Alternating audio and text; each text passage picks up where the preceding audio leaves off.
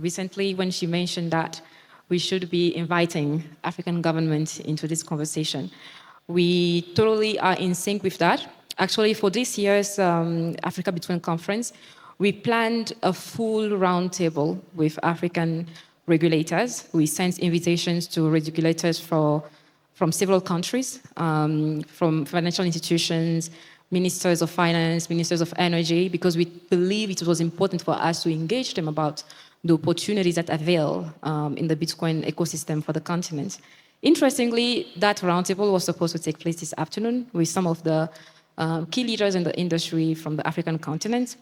But our guys at the top, most of them canceled at the very last minute, and we had to cancel the session.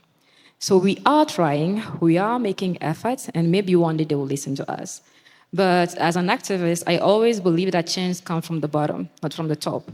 By the time the vast majority of the people on this continent adopt Bitcoin because they need it, governments will have no other option to also follow the trend. So we will get there one day. So, thank you. So this conversation is also, to some extent, about government. And here I have two great experts who have been working a lot on CBDCs. CBDCs is short for Central Bank Denominated Currency. I have Roger, I have Freddie. Thank you so much for joining us. Hey, thank you. You're welcome.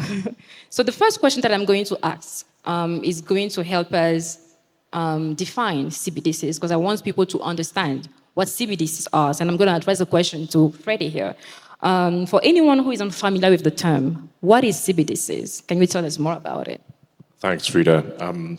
Before I do answer it, just want to say thank you so much for the invitation to attend, both to you and to all the organizers. I was raised in Zimbabwe, but I now live in the UK. It's fantastic to be back in Africa. My first time in Kenya, so thank you.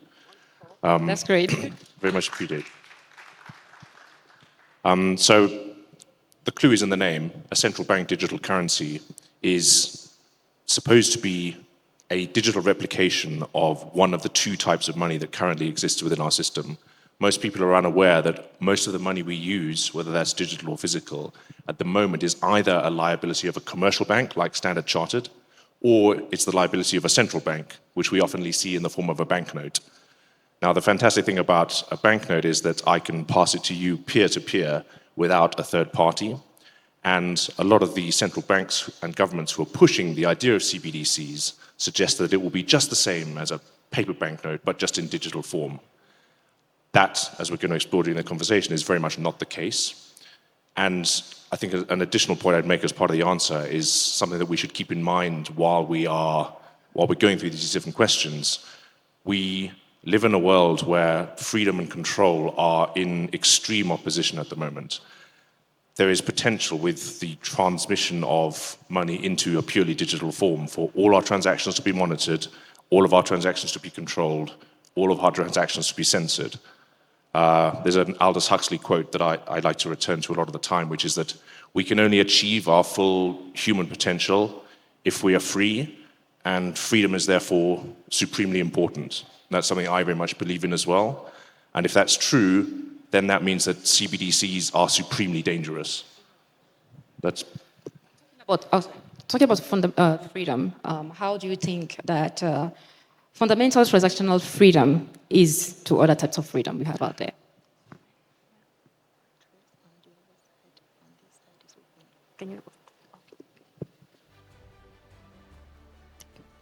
So I was asking, how do you see transactional freedom as important to other forms of freedom? It's probably easiest to give a few examples. So, for example, I've just read Roger's book, which is great. I recommend that strongly to you.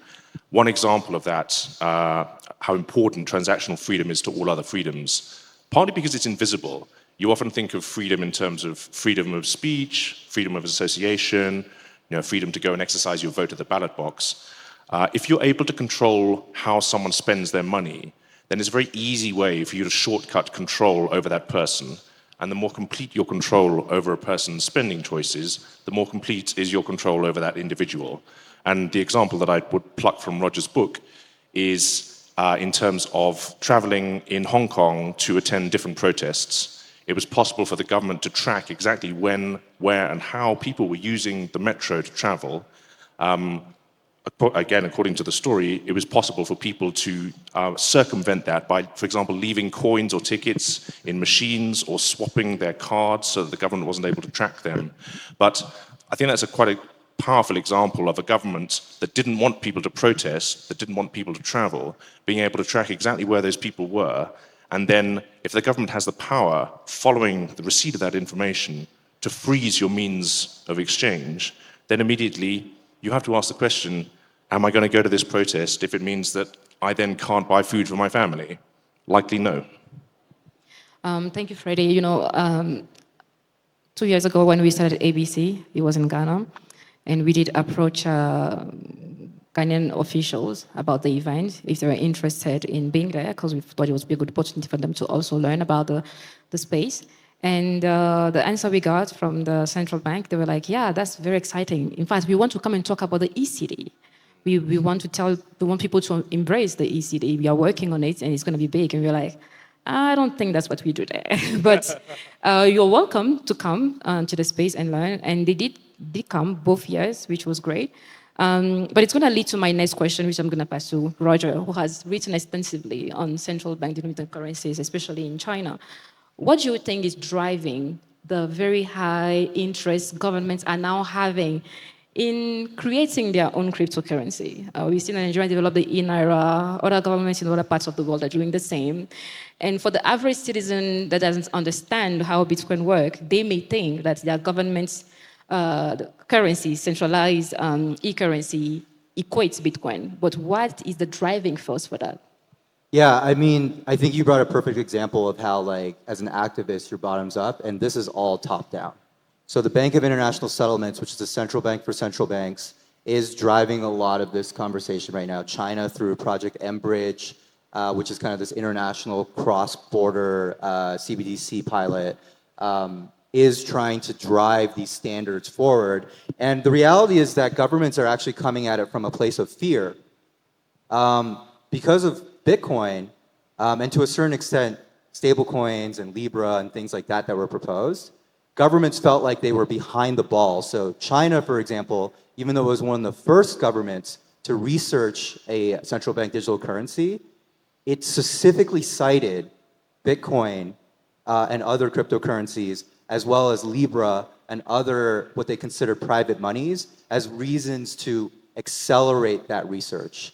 And so that's what I would say. It's a top-down driven approach, and it's a fear-driven approach. Thank you, Roger. And, this is going to lead to my next question. I've always been interested in knowing how the idea of launching a centralized currency, e-currency, could potentially pose a threat to the economic stability of nations. However, some governments have made the point that this is going to ease access to banking for the average citizen, considering we have a huge financial infrastructural deficit on the continent. More than 70% of our people don't have access to bank accounts. And they believe that launching CBDCs will fasten the process. And they also make a claim that this will also reduce the cost of producing cash. But my point, and some even believe that it could also reduce inflation.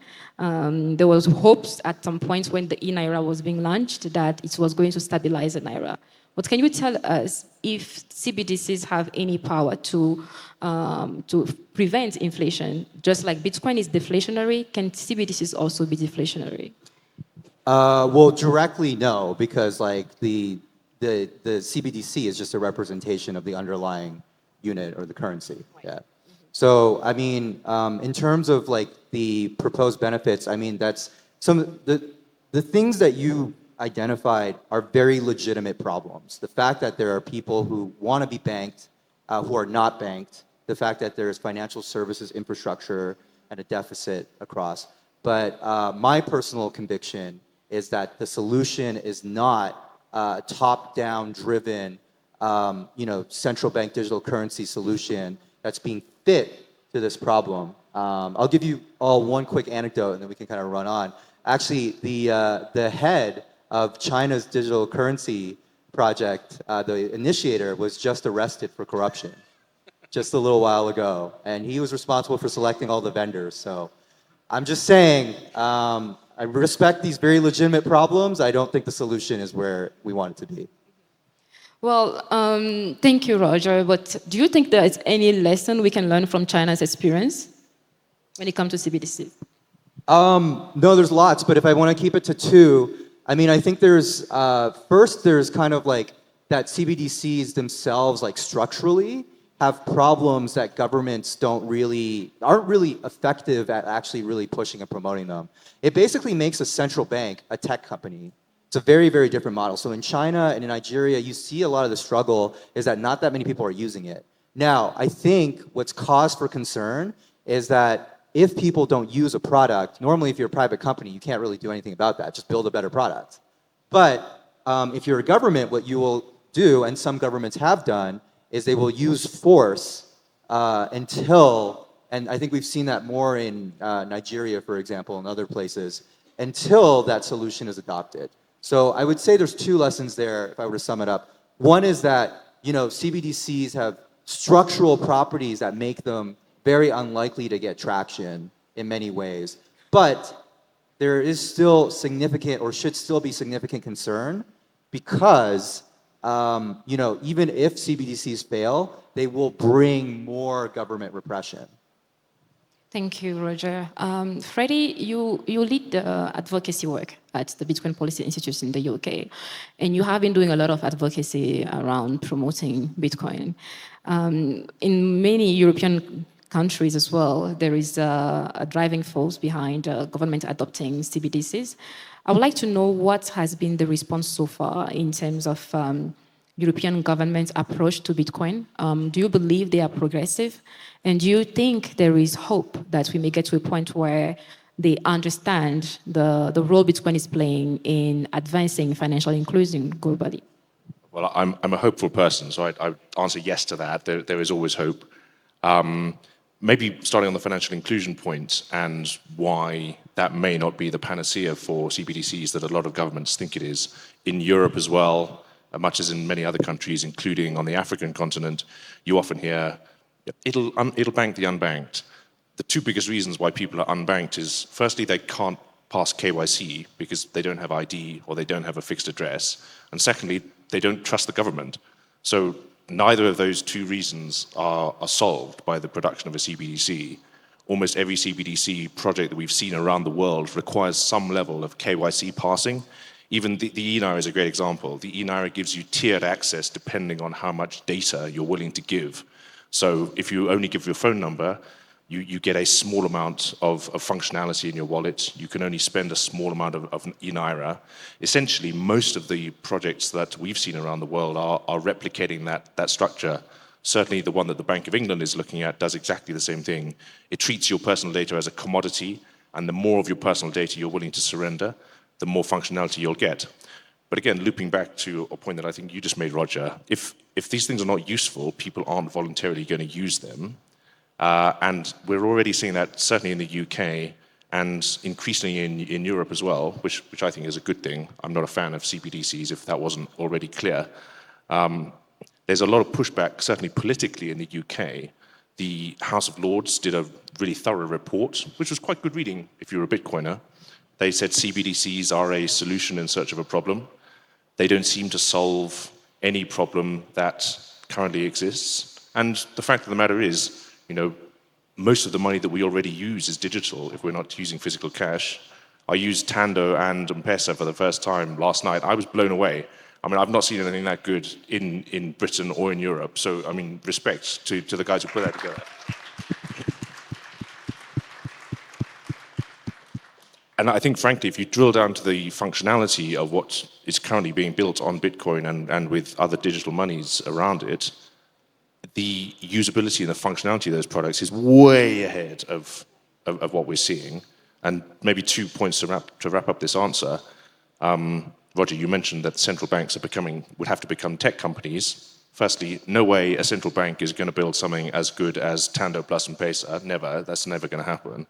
And secondly, you enter an interesting Ouroboros of regulation where if you have a direct relationship between an individual citizen and the central bank, who regulates that relationship? Because at the moment in the UK, our regulator we'd have the Prudent Regulatory Authority and the Financial Conduct Authority. Every nation has similar regulatory bodies.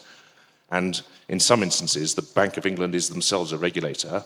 You have to ask, who guards the guards themselves in that context? Who regulates the regulators? So you're going to have a situation where you have something that can't do tech, a central bank, also trying to regulate itself, which it won't do properly, to produce a product that no one wants or uses.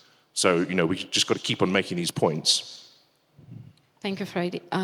Roger, there are many countries that have a very authoritarian environment and space on the continent, pretty similar to China, if not worse.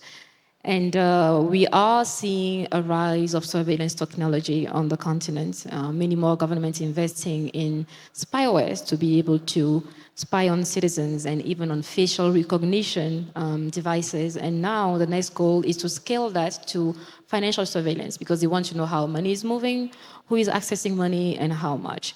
While we have learned a lot from you about how the Chinese government has been, to some extent, exploiting surveillance technology to be able to maintain control, what have you actually learned from the citizens of China in bypassing that and using Bitcoin despite the ban that was placed on it for some years? Yeah, I think it's a really, it shows that when there is a will, there is a way. For me, I always put it in terms of cybersecurity terms. There's like this term called red team, which is basically like an adversary or an enemy that's like trying to mess with your system. To me, China is a really good red team. They are very sophisticated about the way they block certain technologies. For even talking outside Bitcoin, they have found technical solutions for people using Tor and restricting Tor from people. They have found different ways to really manage different protocols that you might not otherwise think of. Even stuff like Matrix and other kind of freedom tech tools. I think the thing that I've learned the most is like the most important thing is to allow individuals to find community and education, even within that. And the community piece, I almost see that as a global community. And that's what I find really cool about something like Nostr, by the way, is that we're all having these conversations. And you can almost see local versions of this everywhere. You just have to choose to listen, to find those different places. And that community, it's almost like a broader community of people who are seeking freedom tech, who are seeking freedom from these restrictions that are being placed upon them. So with that, comes the education piece. Once you find community, you can find education, and you can find lasting ways and lasting solutions so that people can learn and spread word about how to get past these bans. Thank you very much, Roger. I think we note that community and education is the way forward. So on this note, we are going to close this fireside chat, and I would like to thank you both so much for your intellectual generosity and for sharing your knowledge with us today. Thank you. Thank you for having us. Thank you.